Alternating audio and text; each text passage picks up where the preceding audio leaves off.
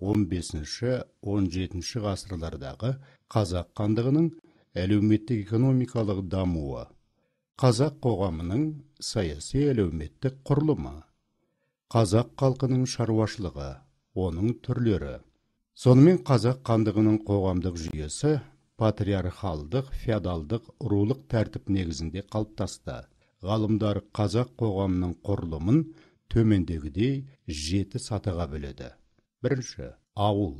Ауыл қазақтардың ең негізгі қоғамдық бірлігі. Ол қандастық рулық байланыс негізінде қауымдасқан 10-20 отбасынан құралады.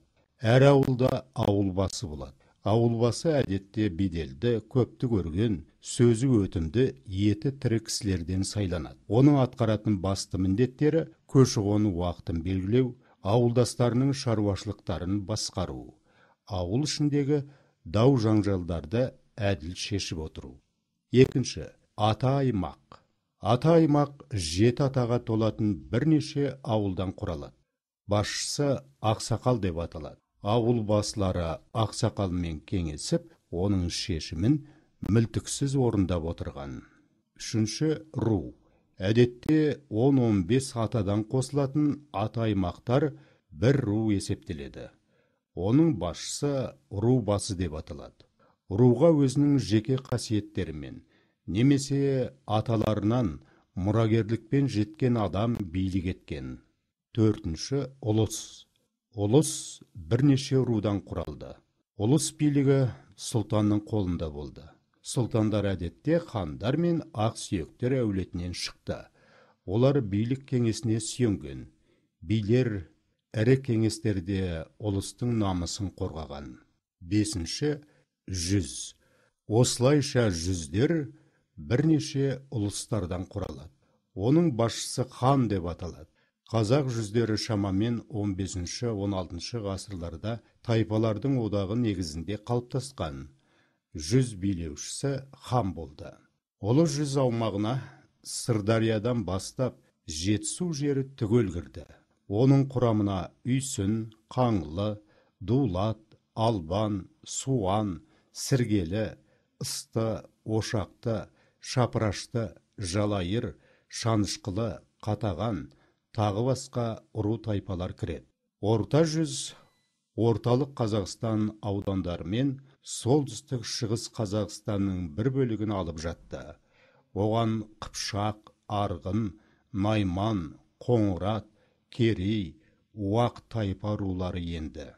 Кіші жүздің мекені Сырдарияның төменгі жағы, Арал теңізінің жағалауы, Каспий ойпатының теріскей бөлігі.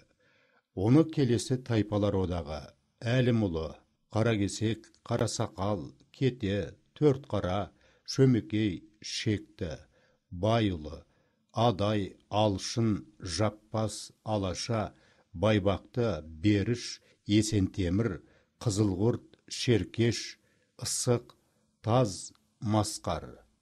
Жетіру, Табын, Тама, Кердері, Жағалбайлы, Керейт, Телеу, Рамадан құрады. Алтыншы, хандық.